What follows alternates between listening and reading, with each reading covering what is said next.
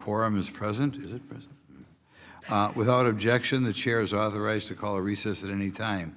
Today's hearing will focus on AI and other advanced technologies which are improving efforts to keep America's workers safe and healthy.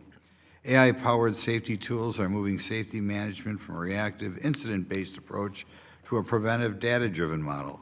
Wearable sensors on personal protective equipment can monitor hazards like heat stress or exposure to hazardous materials and alert workers before conditions become dangerous.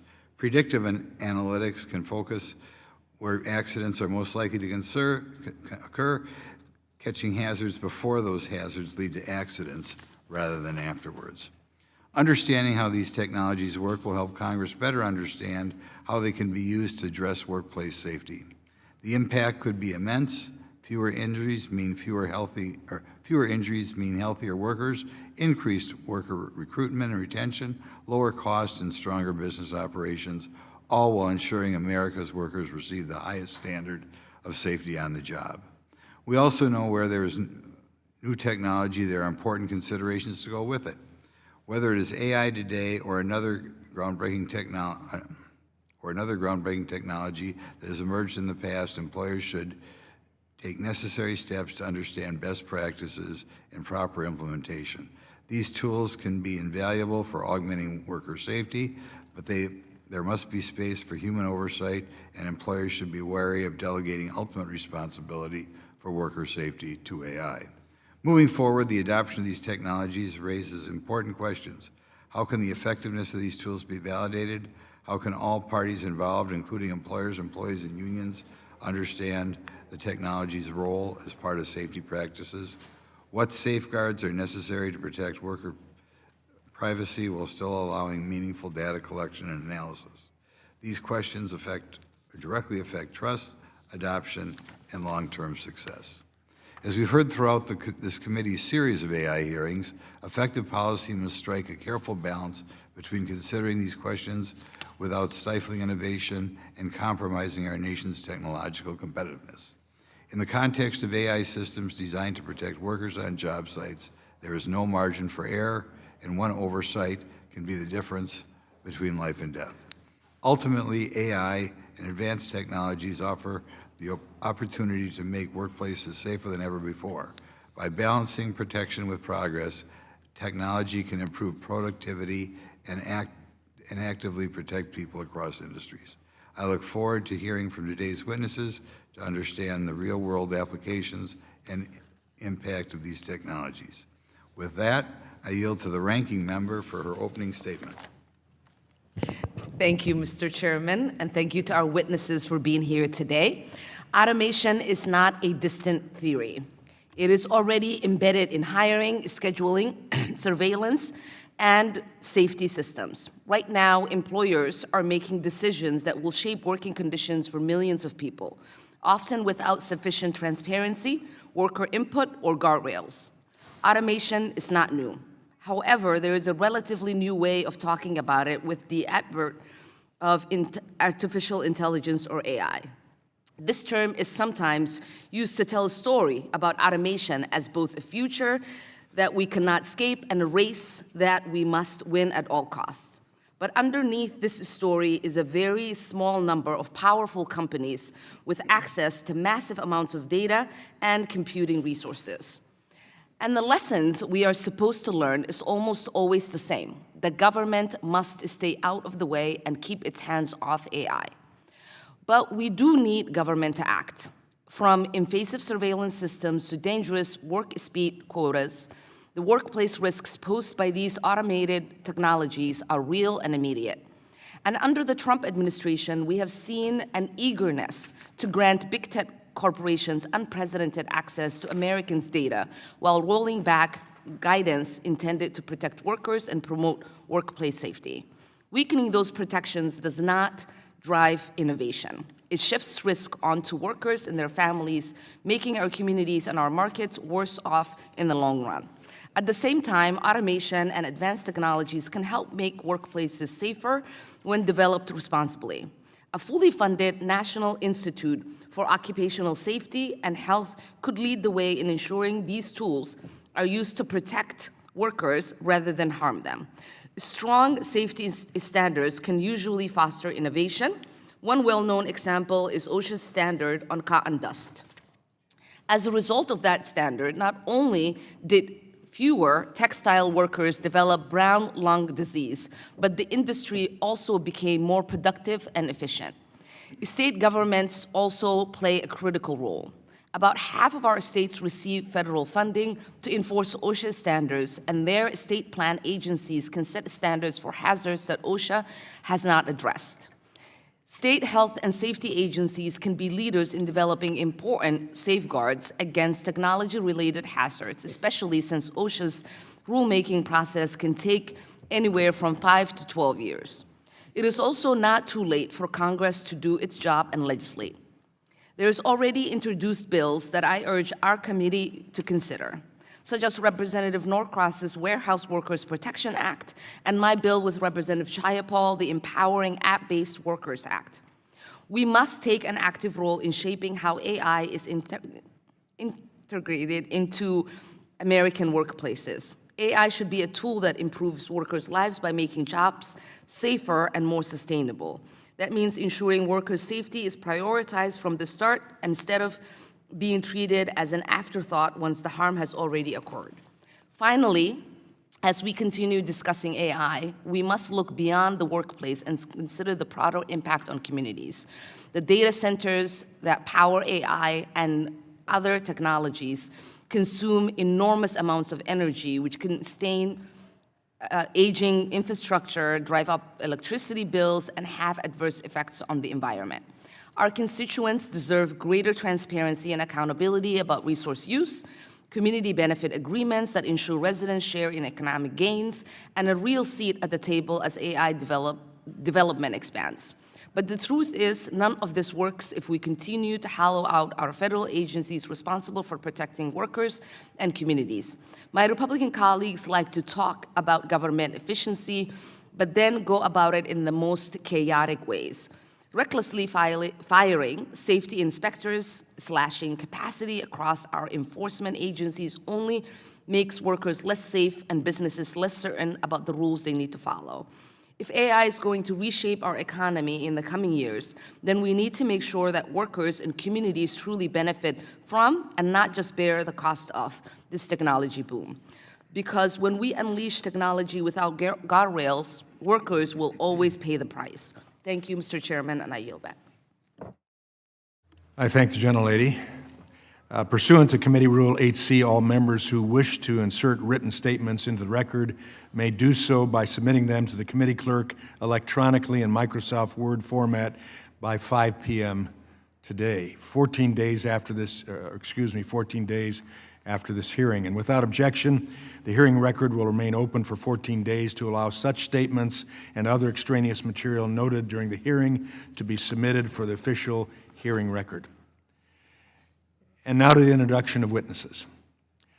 Our first witness is Mr. Johan Land, the Senior Vice President of Product and Engineering, Safety and AI at Samsara in San Francisco, California. Welcome. Our second witness is Mr. Eric Hopland, the President and CEO of the National Association of Wholesaler Distributors here in Washington, D.C. Welcome.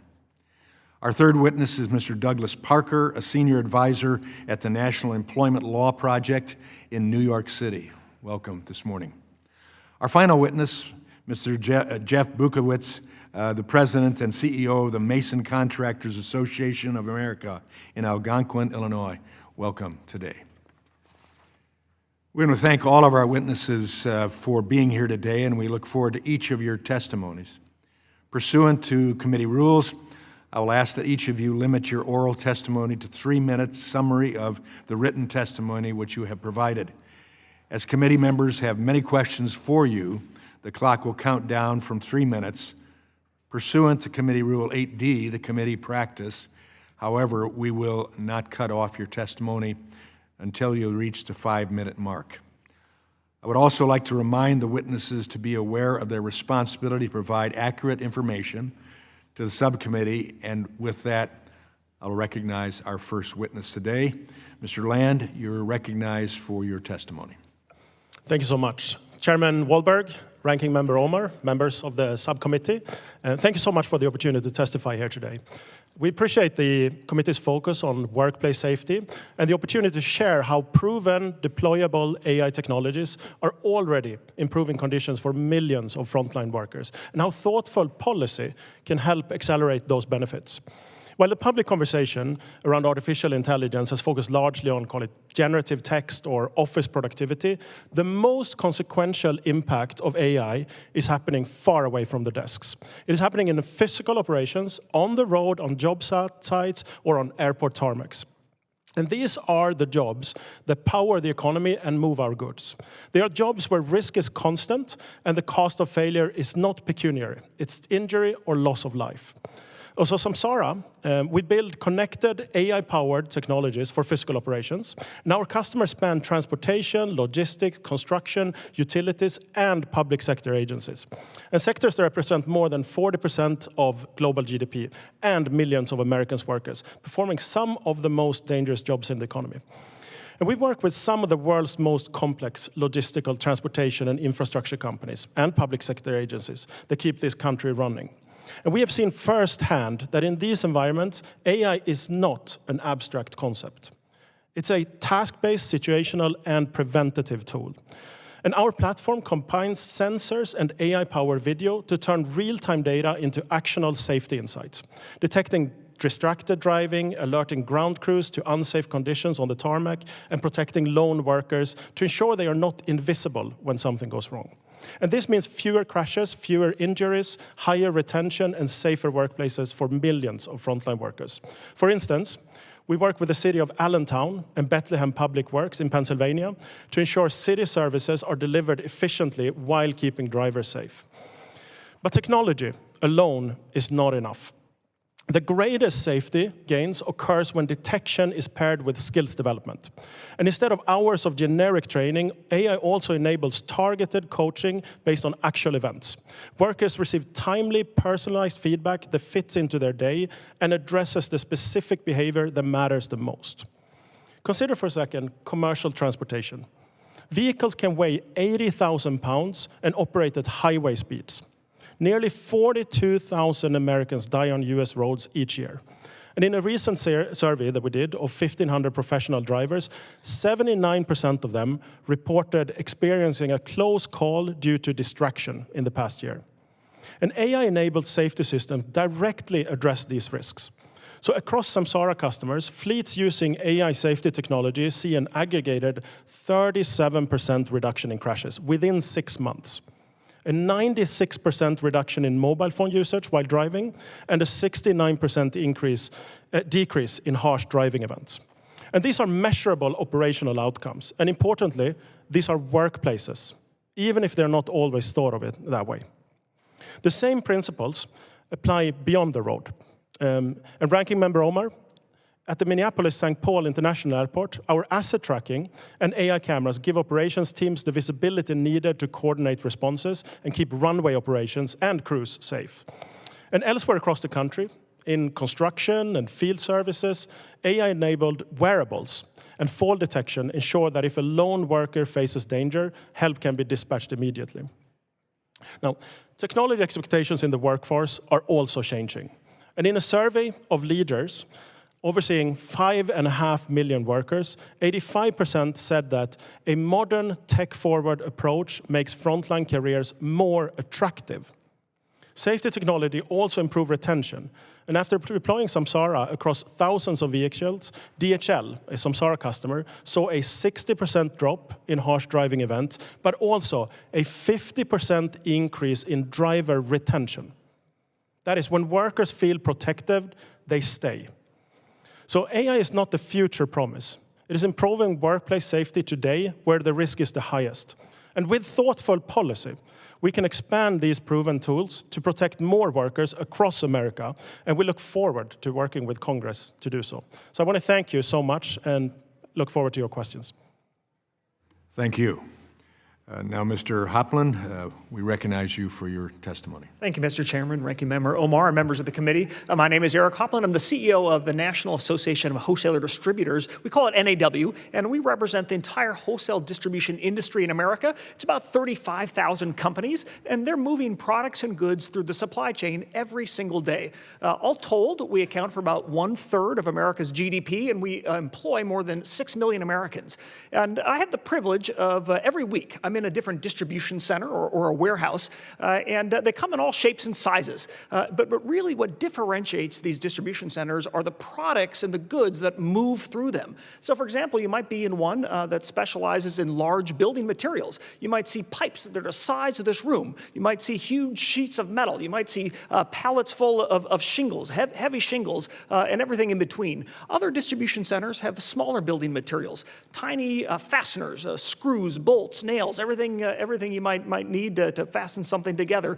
Other distribution centers, they move medical equipment. Some move food. Some move grass and fertilizer and plants. You got furniture, everything that you can imagine that moves through the supply chain. And the reason why I'm describing it a little bit is to understand that no warehouse and no distribution center is alike, because the weight of the things that are moved, the size of the things that are moved, or the different mix of products that are moved mean that each warehouse or distribution center operates in a different way. I will say, though, on the other hand, there are two commonalities, really, that cross every distribution center in America. And the first commonality is they're all run by people. I'd say that the workforce that is powering America's distribution industry is bar none the best workforce in the world. And the second thing is every distribution center has a culture of safety. Every time I walk into a distribution center, I receive a safety briefing. I receive some safety material before I walk in, and you can tell within 2 or 3 steps inside a distribution center what the cultural safety norms are. Everybody is following them. Everybody is reinforcing them. And so this has been something that we've been doing for a long time, is having these established safety protocols. So as new technologies are coming online, artificial intelligence, one of the things we're very interested in as part of our safety culture is how can we harness these tools to enhance the safety of America's warehouses and distribution centers. Now, it's important to note that we're not the developers of this technology. We are the deployers of this technology. And we're finding that there's 4 main areas of AI that are helping to improve safety in America's warehouses. The first is something called disembodied AI. It's AI that is scanning the entire environment of the distribution center to maybe spot in real time if there's a safety incident. Something abnormal is happening, they can alert us in real time, or they can track this data over time and maybe make some recommendations for how we might change operations or things inside the distribution center to make them safer. The second is predictive AI, and predictive AI is using data that can track machinery and other tools to see, are they nearing the end of their life cycle? Is something different happening with maybe a forklift that its brakes are running low, running out, and we should replace them before they run out and possibly cause a safety incident. The third use of AI is human-centric AI. It's wearable technology. Maybe someone's wearing something on their hard hat, maybe in their vest, or maybe it's a key fob that just gives them a little alert. Maybe it's a little pulse or a little tone that lets them know that an incident may be approaching that's unsafe, or maybe it's ergonomic in nature. If you're bending over in such a way, or you're picking up something that's too heavy, want to prevent you from, or alert you that this might strain you in some way. And so we use it in that way. And then the final is automated assisted AI, which is a retrieval system where we're using robots and AI to bring the goods through the distribution center, to stack them and to store them, but to bring them ultimately to the worker. So as we go through the hearing and we talk about these in more detail, as you think about legislating or regulating the artificial intelligence, 2 things to keep in mind.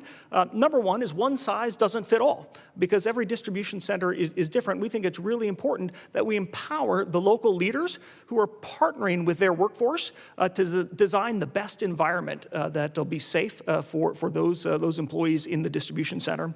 And the second thing is that too much regulation can be burdensome and expensive, and it can increase the barrier to entry. Most distribution companies are small. They don't have a lot of capital to spend on artificial intelligence, and so don't make it harder for them to deploy that technology that can make their distribution centers safe. So in conclusion, we would say that all of us know that AI is changing the world in ways that many of us can't even fathom. But if there's one thing we do know, artificial intelligence is helping us to enhance the safety of America's warehouses. Thank you for the opportunity to testify, and I look forward to your questions. Thank you, Mr. Hopland. Now, Mr. Parker, you're recognized for your testimony. Thank you, Chairman Walberg, Ranking Member Omar, and members of the subcommittee. I appreciate the opportunity to be here today to testify on how artificial intelligence and other emerging technologies are affecting worker health and safety. For the last 15 years, I have closely tracked emerging technology trends in occupational safety and health from the perspective of a regulator, when I was Assistant Secretary at OSHA, as well as at Cal OSHA, as an enforcer of safety and health standards, and as a promoter of employer investment in safety and health. AI now dominates that conversation about new technology. It is a powerful tool with real potential to reduce injuries and illness. But if AI is not grounded in fundamental safety principles and an ethical framework, it can introduce significant physical and psychological hazards into the workplace. My testimony today will cover 3 points.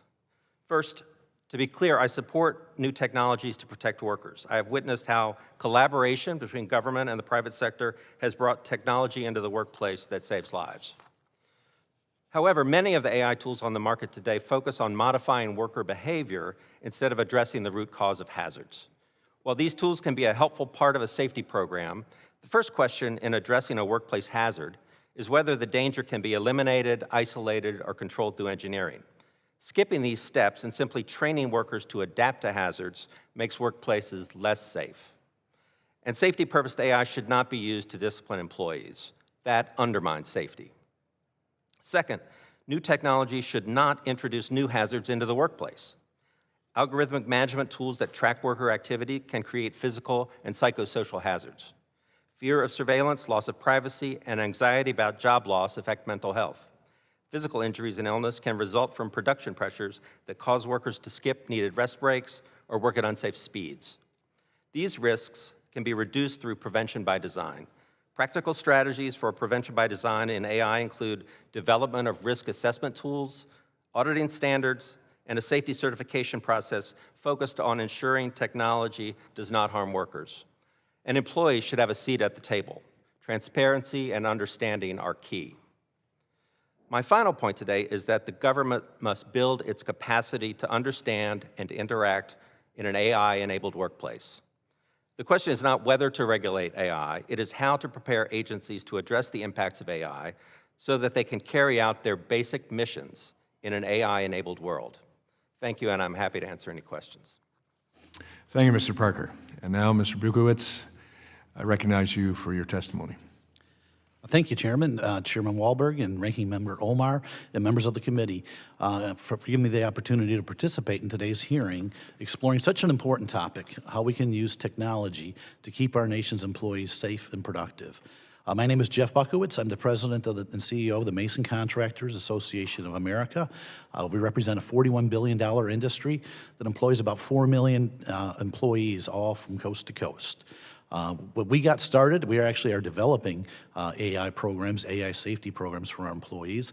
As an industry, we decided we needed to build tools and programs that actually work specifically for the masonry industry. I tasked my team to go innovate, and we have spent the past 4 years building George, a purpose-built AI system for the masonry industry.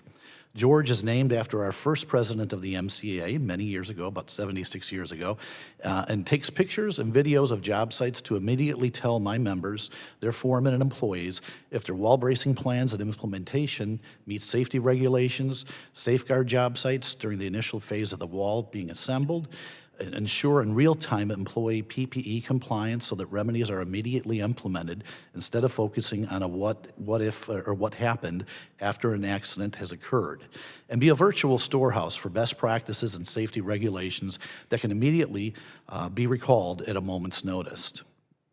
Over the next 5 years, estimates are showing that the construction industry will lose over 40% of our workforce to retirements.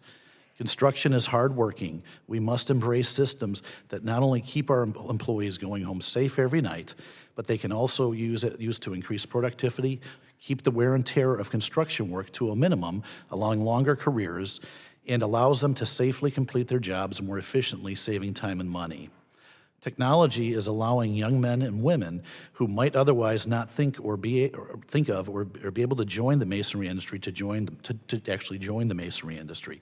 Technology is ensuring our employees are working efficiently, productively, and safely. Technology is a tool that can immediately change the landscape in how we train our employees, whether new to the industry or new to a best practice. Technology analysis has the potential to completely change the way we learn about job sites and what new equipment or practices are actually being utilized or not, and why. The positives are endless. My one ask of you here today would be to partner with industry in a bipartisan manner to ensure that technology use is encouraged in a responsible manner, not to be used to punish, not to be used to replace workers, not to be used just to be keeping and staying relevant, but used to increase employee safety and protection, used to prolong careers and productivity, used to learn how employees go about their jobs and how they can conduct them in the safest way possible. We are sitting at the forefront of a truly groundbreaking moment, but for it to take off, we need partnership between industry and government. Thank you. I look forward to your questions. Thank you. Appreciate all of the opening statements. And under Committee Rule 9, we will now ask questions of the witnesses, and that'll be under the 5-minute rule. And I will recognize Chairman of the full committee, Mr. Wahlberg from Michigan first. Thank you, Mr. Chairman, and thanks to the panel for being here. Mr. Bukowitz, construction industry work, to say the least, is filled and fraught with all sorts of challenges to keep workers safe and healthy and on the job. What are some of the major challenges the construction industry's workforce is facing? So we do have an aging workforce, and some of the things that AI and some of the technology has produced is things that actually help us to prolong their careers and to keep them safer. One such So not to take away their job, but to prolong it? To prolong it, yes, and to make it easier and not be such a long wear and tear on bodies in the construction industry. One such technology that's been created is something called the Mule, and it's a work assist apparatus that actually attaches the scaffold and will help you with heavier block and heavier stone, and will take a lot of that weight and the lifting away. So it does help prolong it. It makes it easier for folks in the industry to last a little longer. Could you suggest for us or inform us even further on some of the technologies that help worker retention? Because that is a concern, that AI would take away jobs. Yeah, the Mule is one. Are there any others? Absolutely. There's another product that's been developed. It's called an exoskeleton. You might be aware of them. They use them a lot in the healthcare industry. Again, the exoskeleton actually helps take away that weight and that lifting, which obviously can extend careers and limit injuries. So they're still working on some things to tweak it, but the exoskeleton, I think you'll see that down the road, helping extend careers and helping folks that might not traditionally work in the masonry industry actually work in it. Okay, thank you. Mr. Land, introducing new technology in the workplace can be met with resistance, to say the least. It's change, and change is disruptive. Especially when it requires experienced workers to start over and relearn how to do their jobs in unique ways. How are frontline workers generally responding to the introduction of your company's products? Yeah, thank you so much for that question. And workers and drivers, and they're instrumental to the success of driving more safety. So we work very closely to them, and their response is overwhelmingly positive. In fact, retention is up by 50% from some of our customers.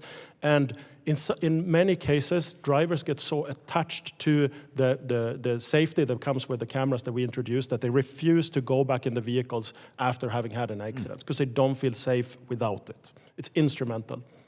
What are some of the successful strategies that you've used to get buy-in?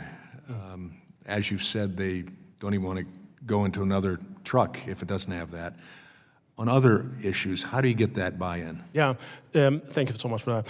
A key thing is to really understand the drivers. What do every individual driver need coaching on, and provide them with balanced coaching. Positive reinforcement, figuring out what are the things that they're doing right, highlighting them and balancing that with constructive improvements. That's a key thing to bring buy-in. Okay, thank you.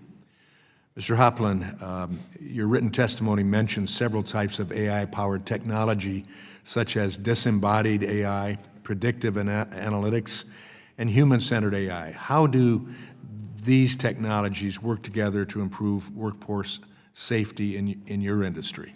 Thank you for the question, Mr. Chairman. They work in unison. They work together because they address different parts of potential workplace safety risks. And so what it ultimately creates is a layered approach to safety. So for example, with a disembodied AI, it's monitoring the environment. As it's monitoring the environment in real time, can spot if there's an abnormality and if we need to alert somebody that there's an immediate safety risk. With the predictive AI, it's monitoring, it's tracking data. And so the data is going to predict when something might happen so we can get ahead of that and prevent that from happening. The human-centered AI is the wearables that employees are using. So in that moment, they can find out if they're not using an exoskeleton, if something's going to be too heavy, or if they're moving it in a way that ergonomically can harm them. And so they're addressing different parts of the risk, and together they create a layered approach that makes ultimately the environment safer. Can the employee override some of these if they choose to for whatever reason? I believe that they do have those options to do that, but as Mr. Parker pointed out, those systems will be designed and working with the workforce of how should we implement them in the distribution center, and so the employees will have a say before they deploy that technology. Thank you. Mr. Chairman, I yield back. Thank you. Next, we'll go to Ranking Member Omar from Minnesota. Thank you, Mr. Chairman. In recent years, we have seen troubling examples of AI-enabled surveillance harming workers. Whole Foods reportedly used an internal heat map that ranked stores by unionization risk. And many warehouse workers have criticized Amazon's use of invasive monitoring software, putting their health, safety, and privacy at risk. A 2023 study found that 53% of always pressured Amazon workers were injured compared to 28% of those rare pressured. Mr. Parker, you noted in your testimony that these automated management tools can create fear of surveillance and job loss. Can you explain how AI-enabled monitoring could lead to real health and safety risk for workers? Thank you, Ranking Member Omar. Yeah, I'd be happy to. Let me first begin with the mental health implications of some of the more aggressive kind of surveillance methods that you are referring to. I think that anybody who has had experience with working on the job, understands that even though they're in an employer setting, there is some level of privacy that intuitively they expect. And they certainly do not expect constant surveillance. And so these kinds of methods can have a kind of damaging and draining effect on a worker. They can create stress and anxiety. If it's directly related to performance, then they can certainly have greater anxiety about job loss because they fear that these levels of performance measures are putting their job at risk. When I was at OSHA, I spoke to an Amazon worker who showed me a little laminated card that showed each of the steps in the packaging process that they were to use when they were sending out, packing a package and sending it on for delivery from their workstation.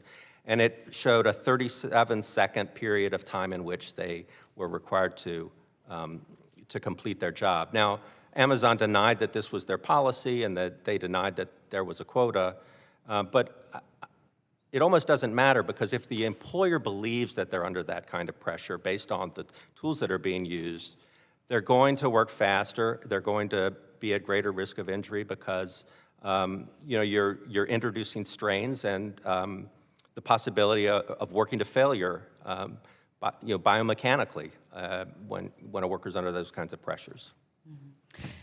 And Mr. Parker, you have the unique perspective as someone who ran both federal OSHA and state OSHA agency. Can you start by briefly reminding the committee about what the OSHA state plan program is? Yes, the state plan program is in the OSHA Act.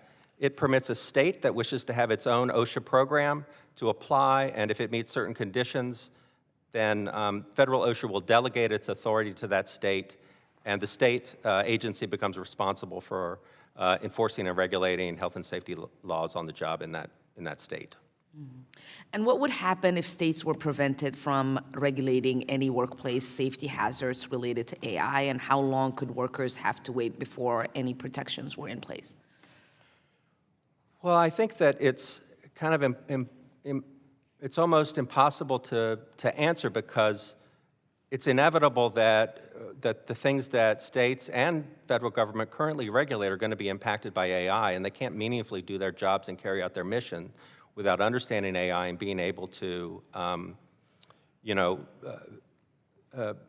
do regulation in ways that are necessarily going to implicate these tools that have been integrated into their work. I mean, if OSHA can regulate a conveyor system, but that conveyor system is algorithmically managed by AI, they can't separate those two out in their thinking about the system. Thank you. I yield back, Mr. Chairman. Thank you. Next, we'll go to Mr. Grothman from Wisconsin. Thank you. Mr. Hoplin, a common concern about AI is that it could make important decisions without human input. In your written testimony, you emphasize the importance of human judgment in the decision-making process. How should human judgment be included in workplace safety monitoring and decision-making? Thank you for the question, and it's very important to have a human in the loop through the entire process. And as we're designing our safety systems using AI, we ensure that that's the case. It starts with the architecture. And it starts with the common safety practices that we've established over many years.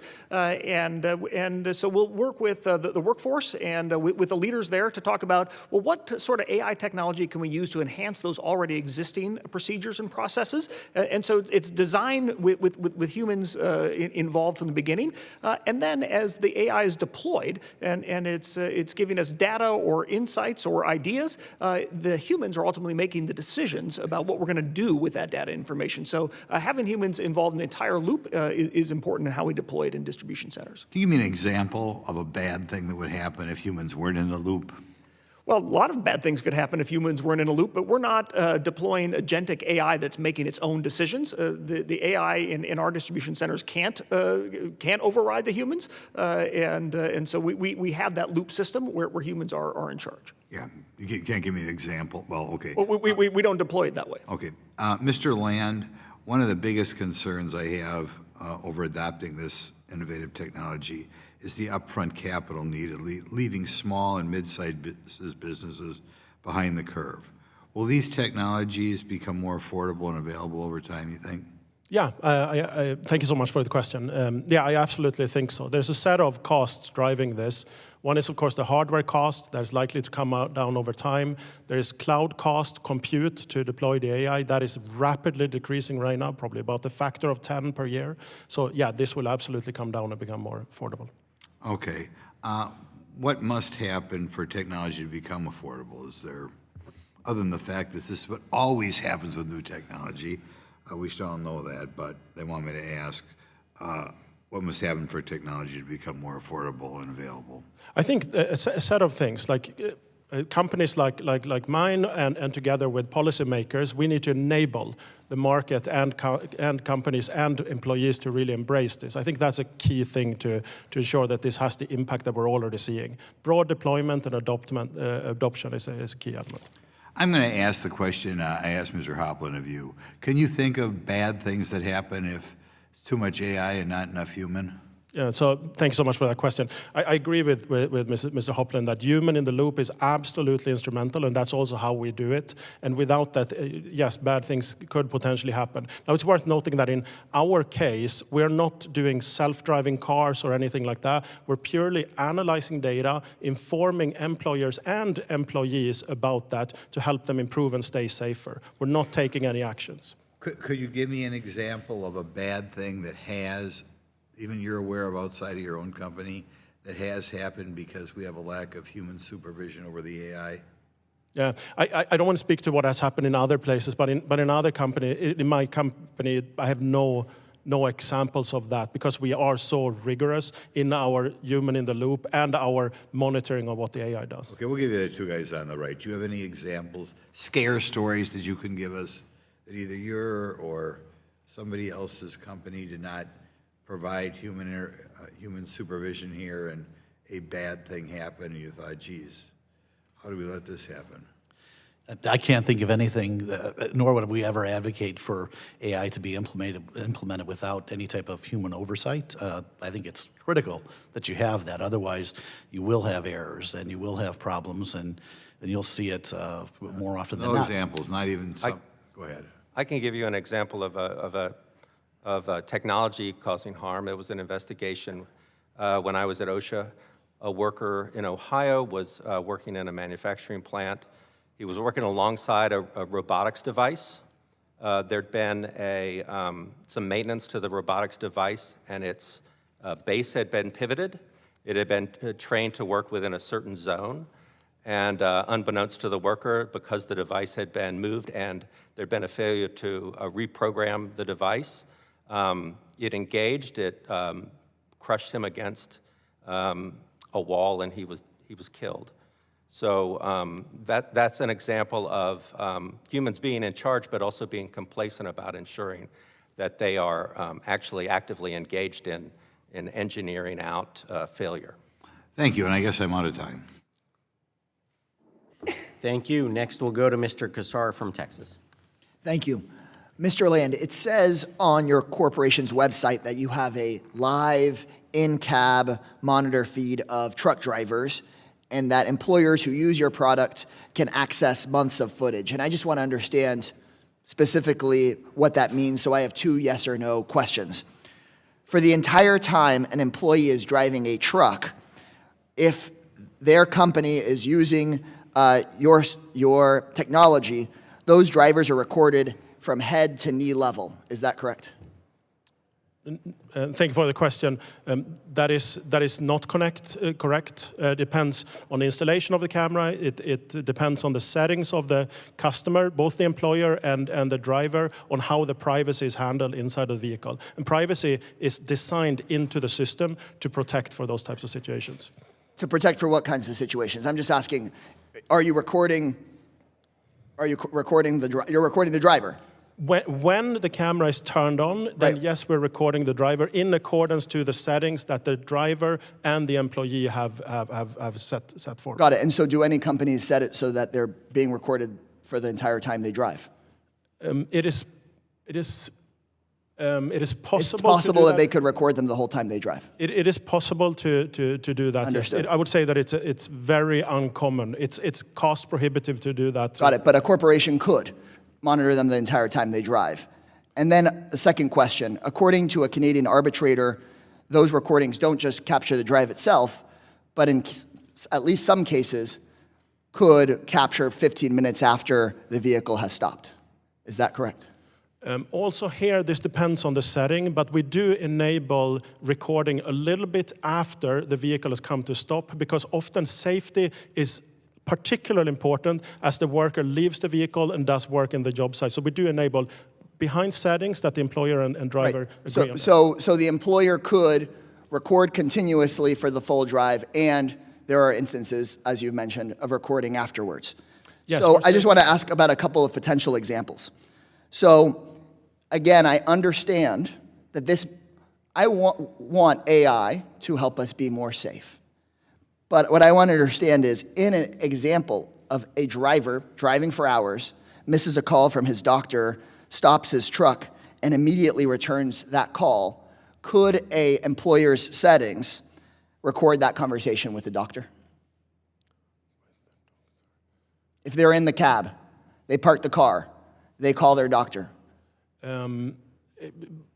Depending on the settings. It sounds like the answer is that it is very much possible, right? The aim of the technology is really to improve safety. And I that's our understand the customers aim. are I'm using. asking about a very quick question, which is, Can you say here that they would record the doctor's call if the settings are that the recording happens even when the truck is turned off? Yeah, I understand the question.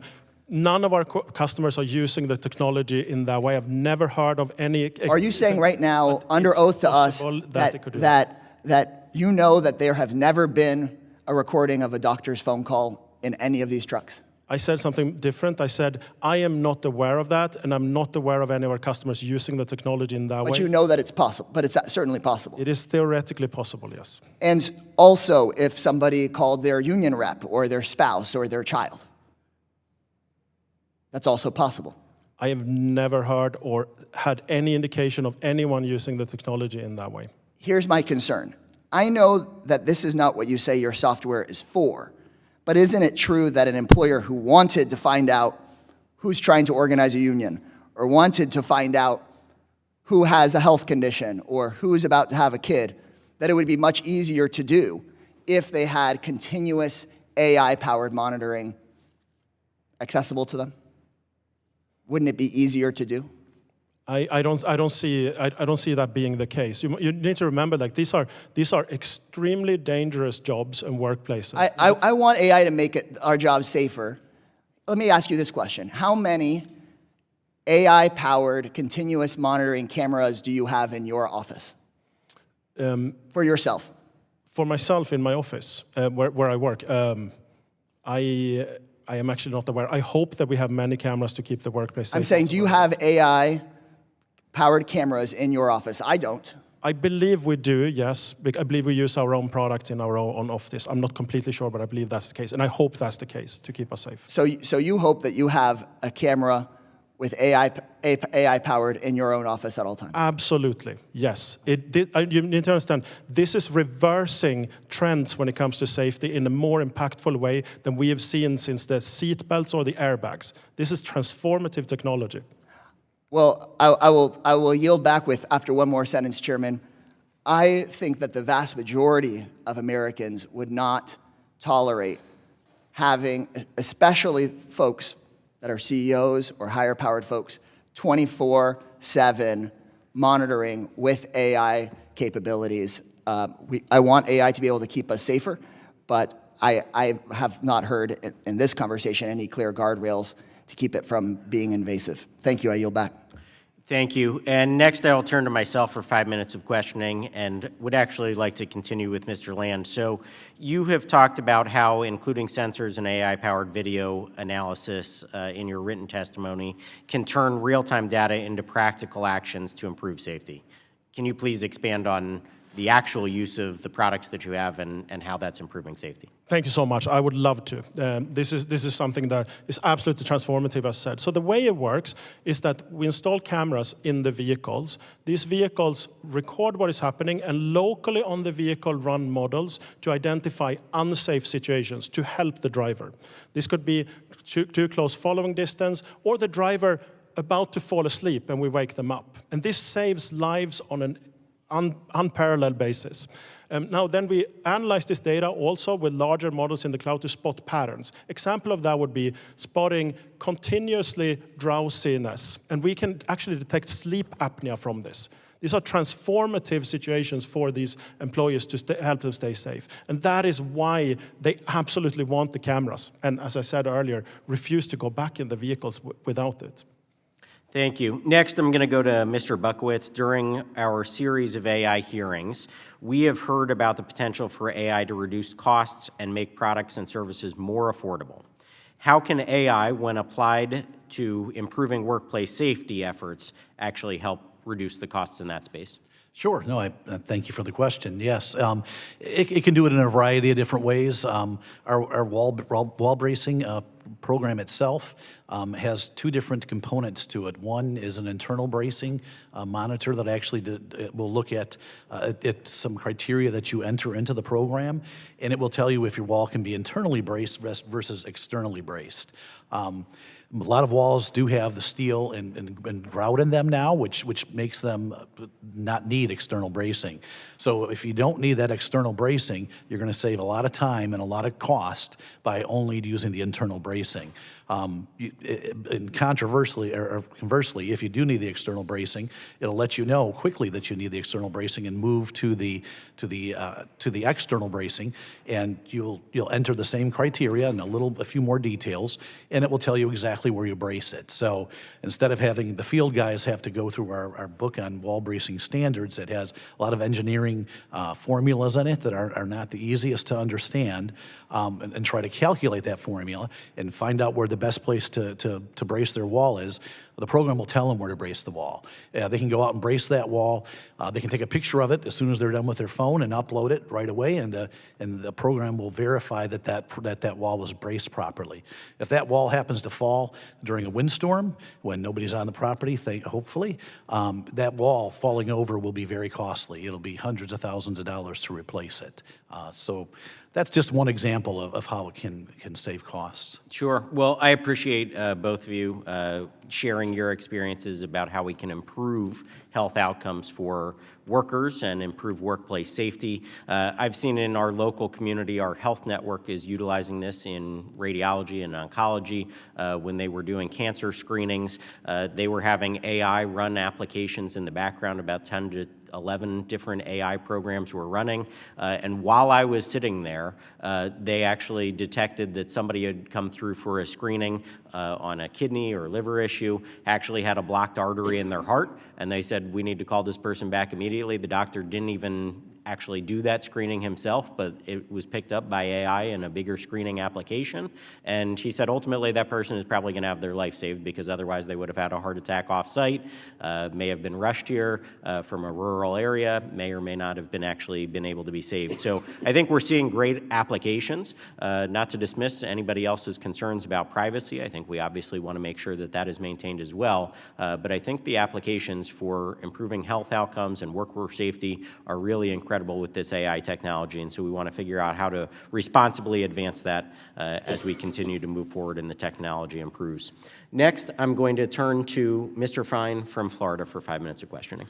Thank you, Mr. Chairman. I'd like to move in a little different direction. We heard a lot of concerns about the idea of AI being used in trucking, I guess, because of some hypothetical doctor's visit. I'd posit that Democrats are concerned about AI in trucking for other reasons. I want to talk about where AI might have been useful. Perhaps had we had AI in trucking, an illegal immigrant from Kyrgyzstan who failed to brake and swerved his semi-truck into a van might not have killed 4 people. I suspect that wasn't the first time he drove and he didn't know what he was doing. Perhaps if we had AI in a truck in October of last year, an illegal immigrant from India would not have killed 3 people on the road. Perhaps if we had AI in trucks, an illegal immigrant from Serbia in October would not have killed 1 person in Indiana. And in my own state, in August of last year, perhaps had AI been involved, an illegal immigrant from India would not have made an illegal U-turn in the middle of the highway and killed 3 people. I suspect in all of these instances, it wasn't the first time they drove inappropriately. Now, I understand the Democrats care more about illegal immigrants than they do about Americans, but I would suspect that the use of AI would help with safety. Now, I've driven a Tesla for the last 10 years. And I've taken advantage of the driving features that it offers. In fact, now I can drive hours and never touch the steering wheel, and that's largely because of AI technology. I can only imagine if it can be used for me, what could be done for other people. It's got collision warning, lane keeping, driver monitoring. These all help accidents in real time. Even when I want to drive myself, having these things on, it's like a second set of eyes to help make sure that people are safe. Mr. Land, do you believe, you discussed in your testimony AI-enabled coaching and training, and you referenced reduction in crashes and distracted driving. How do workers respond to personalized training based on monitored events? Thank you so much for that question. And I very much share the sentiment around the power of AI in preventing accidents. It can truly be transformational, and AI is core to this. We have around 70 billion minutes of data to analyze, and the pattern spotting through that is enormously hard to do in any other way than AI, and that is what leads to this more than 70% reduction in crashes. So it's enormously powerful. Okay. You know, what lessons have you learned from the employers who've successfully implemented this stuff? Yeah, so we see drivers in particular embracing this. And it is because it is tailored to help them improve. It is spotting the things that they truly need help with, rather than bringing drivers into a classroom, watching a mandatory 10-minute video. We tailor it to what they need, personalized, combined with positive reinforcement. So we see drivers vastly on board with this and passionate about it. So I want to turn my attention from driving to the warehouse issue with Mr. Hopland. I think some of the testimony you hear from people who've actually never had jobs in the real world, like they pretend there are no cameras. So I worked in the casino business for more than 10 years. And by the way, I guarantee that just about everywhere there were cameras. Those cameras are there both to secure the validity of the games, make sure people don't get ripped off. They're there to look for health and safety, and they're there just for the security and safety of people. And you have armies of individuals who watch these cameras, in large part because that was the only way it could be done. I'm sure a lot of things are missed, and frankly, there's going to be bias brought into it any time that you use people. An example, again, of an industry, and by the way, I was a CEO and there was a camera in my office. I'd like to ask Mr. Hopland, how burdensome regulations would make this more difficult for you to do this? How do burdensome regulations make it harder for you to roll these things out in warehouses and in other places? Thank you for the question, Mr. Fine. I think one of the important things to think about is wholesale distributors, 80% of the industry are small businesses. They have 20 employees or less, and so they only have so much resources that they can deploy to new technology. So they might pick one or maybe two that they can deploy to enhance the safety of their warehouses, because that's important to them as well. But as they're making those decisions, they got a lot of questions to ask. You know, what rules are the government going to implement? Do I have to hire some attorneys and accountants to make sure I'm following all of those rules? You know, if my distribution center is in Minneapolis, but Minnesota has a different rule than Wisconsin, I got another one over in Wisconsin, and so as there's a patchwork of regulations, it increases the barrier to entry, yep. And so what it does is it reduces innovation, and I think most of those smaller distributors, they're just going to kind of wait before they deploy that. And I would share your view as I wrap up. AI will be a tool, particularly as it scales and it can operate on easier and easier to access computers, that will allow small businesses to do many of the things that larger businesses already do today. It's our job to make sure the government doesn't get in the way. With that, I yield back. Thank you. And with that, that concludes our questioning of the panelists today. And so we will now turn to closing remarks. I will recognize the ranking member for her closing statement. First, I just want to say we shouldn't insult the intelligence of people on this committee by saying casinos have cameras. We know they're not voice-enabled, and so your privacy still remains if you were to call your doctor. And two, just because you're not a U.S. citizen, it doesn't mean you're undocumented and legally not in this country. But thank you, Mr. Chairman, and thank you to our witnesses for speaking with us today. As we close today, I want to emphasize a simple point. Automation and AI will shape the future of work, whether we act or not.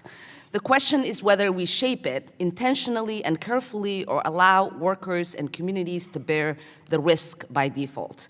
Technology itself is not the problem. The problem is deploying powerful tools without guardrails, transparency, and accountability.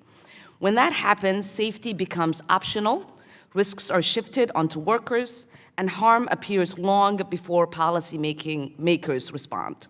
History shows us when government steps back and we do not get neutrality, we get rules written by those with the most power. Congress does not need to choose between innovation and worker protection. Strong safety standards have repeatedly driven smarter and more responsible innovation. Clear rules create certainty, reward good actors, and ensure new technology actually improve working conditions instead of making them worse. That is why federal leadership matters. Fully funding NIOSH, strengthening OSHA, and supporting state plan agencies are essential to keeping workers safe as technology evolves. These institutions help ensure that automation reduces injuries, protects privacy, and makes jobs more sustainable. Technological progress should not come at the expense of workers' livelihoods, health, and safety. We must also recognize AI's impact extends beyond the workplace. The rapid expansion of data centers cannot come at the expense of public health, environmental stability, and shared economic prosperity for all. AI should be a tool that works for people, not one that extracts value and burdens workers and communities with cost. Congress has a responsibility to act now before the harm becomes unavoidable and impossible to solve. Thank you, and I yield back. And I would also like to thank all of our witnesses for testifying today and discussing how AI and other advanced technologies are actually protecting workers in the current situation and about the future applications, how we can do even better. There is a clear opportunity to create safer workplaces, prevent injuries, and enhance smarter decision-making, and we see that when employers act thoughtfully and collaboratively with workers. We also heard how AI-powered technology is most effective when paired with a strong safety culture, human judgment, and worker trust. These principles should work hand in hand with innovation, especially when lives are on the line. And again, I'd like to thank all of you as we came together to have this hearing, because I think there are great opportunities as we move forward. We can do that in a collaborative fashion with industry and with Congress, but at the forefront of all of this is going to be worker safety from this subcommittee. And so again, would appreciate your continued involvement, and thank you for being here today as we continue our series on hearings about AI in the workplace and how we can actually continue to make America more prosperous and a better place for all of our workers to grow and raise their families. Thank you again, and enjoy the day. With that, I would like to close the hearing without objection. There is no further business, and the subcommittee stands adjourned.